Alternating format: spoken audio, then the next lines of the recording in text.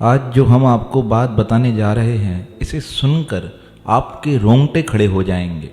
क्या कभी आपके साथ जीवन में ऐसा हुआ है? आप अंधकार में रात्रि में गाड़ी में बैठकर कहीं जा रहे हैं और अचानक से आपकी गाड़ी पीछे की ओर चलने लगे। आपका ड्राइवर उस गाड़ी को आगे की ओर चलाए, पर आपकी गाड़ी खिंचते हो जाए, पीछे की ओर खिंचती ही जाए। आप पीछे की ओर देखें और आपको कुछ ऐसा डरावना दिखाई दे जो आपका दिल ही बैठ जाए। आप सोचो कि मौत बिल्कुल नज़दीक है। एक ऐसी ही घटना घटित हुई जबलपुर के एक भक्त जी के साथ। वह प्रधानाध्यापक थे। एक दिन उन्हें कार्य पड़ने के कारण उन्हें भोपाल जाना पड़ा। अधिकतर जबलपुर से भोपाल जाते रहते थे। अब रात्रि के समय उन्हें जाने का अभ्यास था। अपने ड्राइवर से कहा, गाड़ी निकालो। ड्राइवर ने गाड़ी निकाली। गाड़ी में बैठकर वह जबलपुर से भोपाल जाने को तैयार हुए। तभी मार्ग में वो चल रहे थे परमात्मा का नाम लेते लेते। उनका निरंतर नियम था, राम राम राम राम राम कहते कहीं भी जाते थे। आज जब यात्रा प्रारंभ हुई, मन बड़ा बेचैन था। वह रात्रि के समय 11:30-12 के आसपास जब मार्ग पर चल रहे थे, जैसे ही सुनसान मार्ग पर आए, उनकी गाड़ी सरपट दौड़ती जा रही थी। तभी अचानक से कुछ ऐसा प्रतीत होने लगा कि किसी ने उनकी गाड़ी को रोक दिया है। पहाड़ी की तरफ गाड़ी जा रही थी। अब गाड़ी पीछे की ओर खींचने लगी। ड्राइवर ने सोचा, पता नहीं इंजन में खराबी आई है। थोड़ा प्रयास किया, गाड़ी पुनः आगे चले, पर खींचते खींचते बहुत पीछे चलने लगी। जितनी स्पीड में गाड़ी आगे की तरफ जा रही थी, उतनी ही स्पीड के साथ गाड़ी अब पीछे की ओर चलने लगी। कोई चलाने वाला नहीं, कोई दिखने वाला नहीं। दो अदृश्य रूप दिखाई दिए उन प्रधानाध्यापक जी को। उनका हृदय कांपने लगा। कहा, ये तो कोई आत्माएं लगती हैं। इसे देखकर वह डर गए। सोचने लगे क्या किया जाए। मुख से राम राम राम राम जी का नाम निकलने लगा। कहा, प्रभु रक्षा करो, प्रभु रक्षा करो। यह उनके जीवन की सत्य घटना उन्होंने स्वयं लिखी है, और आगे लिखते हुए जो बताया है उसे सुनकर हम सब के होश उड़ जाते हैं। उन्होंने लिखा, इस प्रकार जब गाड़ी पीछे की ओर जाने लगी, पहाड़ियों से रास्ते के मार्ग से गाड़ी पीछे खींचने लगी, और खींचते खींचते एक झाड़ी आई। उस झाड़ी में उस गाड़ी को किसी ने ऐसे लगा धक्का देके फेंक दिया है। हम बहुत भयभीत हो गए। गाड़ी की लाइटें बंद हो गई, इंजन बंद हो गया, हमारी आंखें बंद थी। थोड़ी देर बाद जब हमें होश आया तो हमने देखा कि हमारी गाड़ी खाई के ऊपर लटकी पड़ी है, एक पेड़ का सहारा है।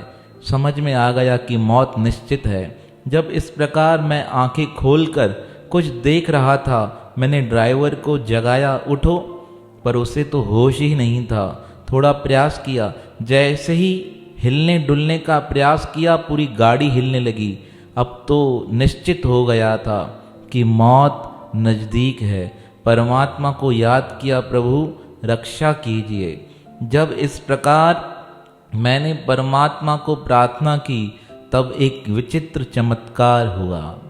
वो परमात्मा ही जाने, मैं तो जब भी उसे याद करता हूँ मेरे रोंगटे खड़े हो जाते हैं। उन्होंने लिखते हुए कहा है, जब मैं इस प्रकार आंखें बंद प्रार्थना कर रहा था, मेरी गाड़ी झूल रही थी वृक्ष के सहारे। अचानक से ऐसे लगा 8-8 फीट के दो महान योद्धा वहां आ गए। सफ़ेद उन्होंने वस्त्र पहन रखे थे, उनके हाथ में 2 फरसे थे। वो गाड़ी के नज़दीक आने लगे। मैं तो पहचान न सका। मुझे लगा हो सकता है ये हमें मार न दें, लेकिन एक ने आके दरवाज़ा खोला, मुझे निकाला। मैं बाहर आया। बाहर आकर चश्मा ढूंढने लगा। मैंने जैसे तैसे अपना चश्मा ढूंढा, चश्मा पहना। मैं देखकर हैरान हो गया कि इस घनघोर जंगल में खाई से गिरने वाली गाड़ी किस प्रकार बच सकी है। मैं कुछ बोल पाता, इससे पहले उन दोनों ने वहाँ झाड़ियाँ काटना चालू कर दिया और गाड़ी को इस प्रकार अपने हाथों से ही बाहर निकाल दिया।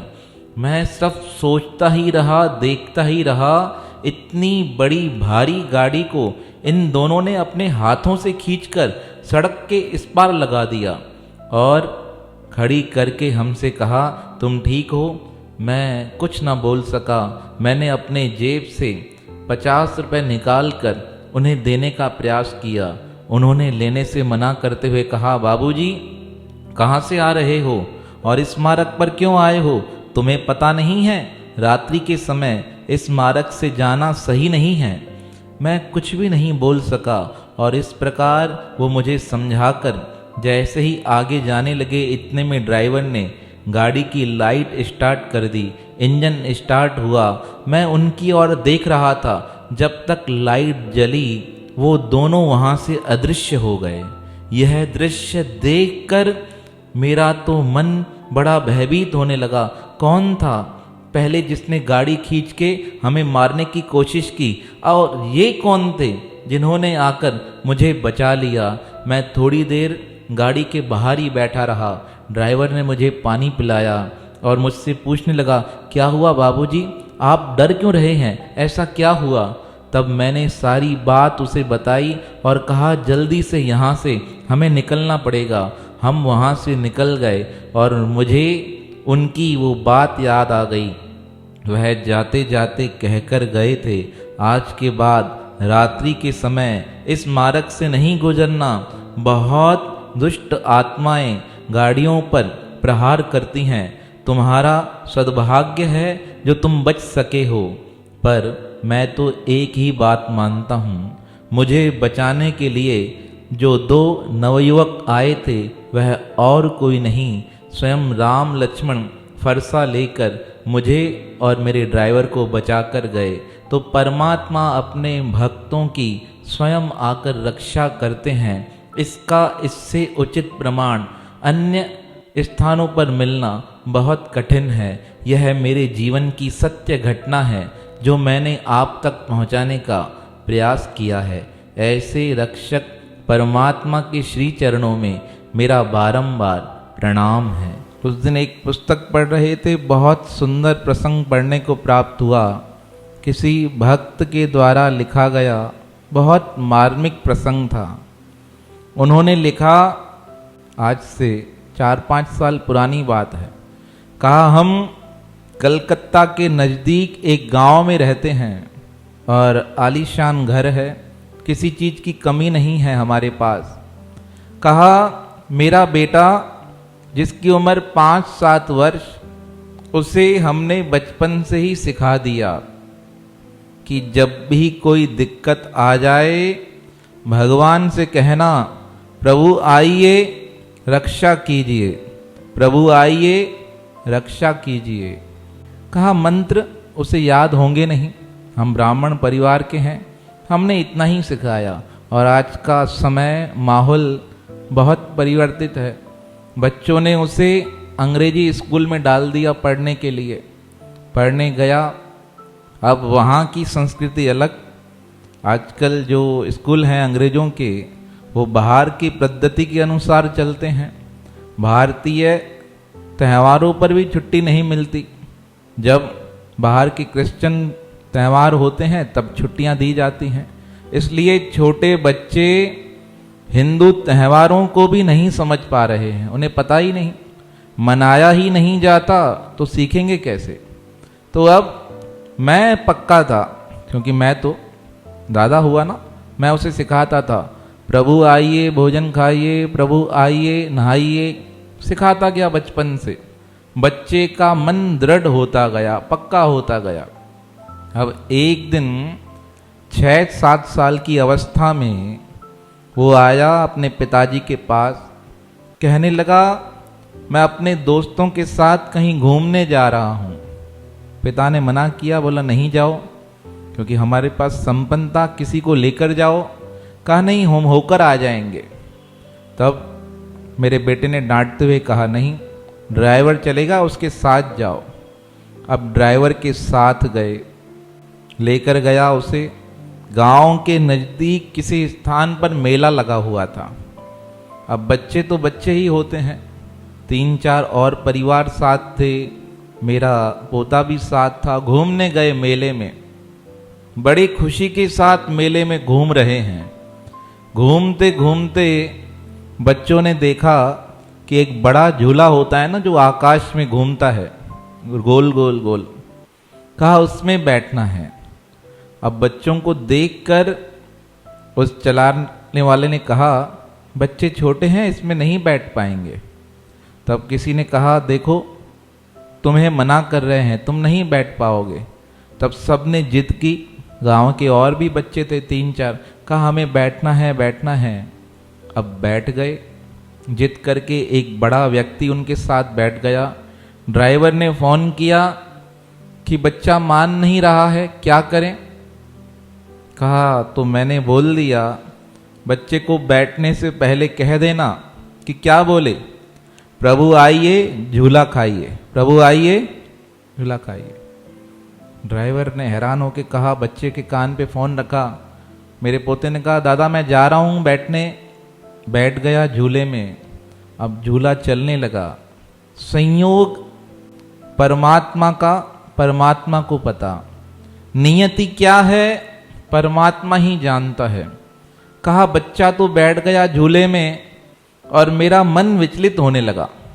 कहा पहली बार ऐसे भेजा है, बेटे को बुलाया, कहा तुम मना कर देते, क्यों भेजा उसको, नहीं भेजते। इस प्रकार मैं उसे कहने लगा। 6-7 मिनट ही व्यतीत हुए होंगे, वहाँ झूला चलना प्रारंभ हुआ और मेरा दिल बैठा जा रहा है, धक धक होने लगी। प्रभु से कहा, प्रभु क्या लीला है, कुछ समझ ही नहीं आ रहा है क्या हो रहा है। मैं शांत होकर बैठ गया मंदिर में। तभी अचानक से झटका लगा। मैंने कहा देखूं फ़ोन करूं ड्राइवर को। ड्राइवर को फ़ोन किया और ड्राइवर ने रोना प्रारंभ कर दिया, बहुत तेज रोता जाए। मैंने कहा क्या हुआ बाबू, क्यों रो रहे हो, क्या हुआ। बाबूलाल उसका नाम था। बाबू क्यों रो रहे हो। कहा सरकार गजब हो गया, गजब हो गया, जो झूला चल रहा था अटक गया है, बहुत लोग नीचे गिरे हैं। अब ऐसा सुनते ही आप सोच सकते हो क्या स्थिति हुई होगी। अब बच्चा छोटा, मैं भयभीत हो गया। मैंने कहा क्या हुआ। कहा कुछ बोल ही नहीं पा रहा था। इतने में मैंने बेटे को कहा चलो हम चलते हैं। हम गाड़ी में बैठे, मेरी आंखों से आंसू नहीं रुक रहे थे। मेरी बहू रोती जा रही थी। मेरी धर्मपत्नी कहने लगी क्यों भेजा उसे, छोटा बालक था, कभी निकाला नहीं है, कोई चला जाता साथ में। तब मैंने उसे समझाया जो होना है होनहार है, होकर रहता है। अब यही प्रार्थना करो कि परमात्मा सब अच्छा कर दें, सुरक्षा कर दें, बस सोचो मत। हम जैसे तैसे वहाँ पहुँचे। वहाँ के लोग बहुत चिल्ला रहे थे, रो रहे थे। हम उधर जाके देखने लगे क्या हुआ। तो एक छोटे बालक को चोट आई थी, हाथ कटा हुआ था। उसे देखकर मन भयभीत हो गया, हमारे पोते के साथ कुछ ऐसा नहीं हुआ हो।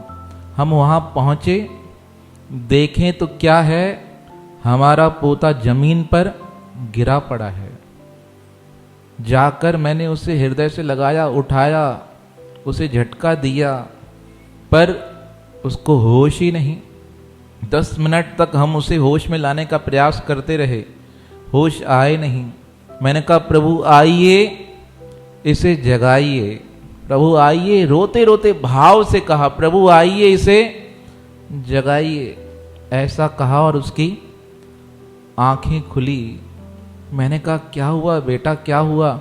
और उठकर कहने लगा मैं ठीक हूँ, मैं बिल्कुल ठीक हूँ।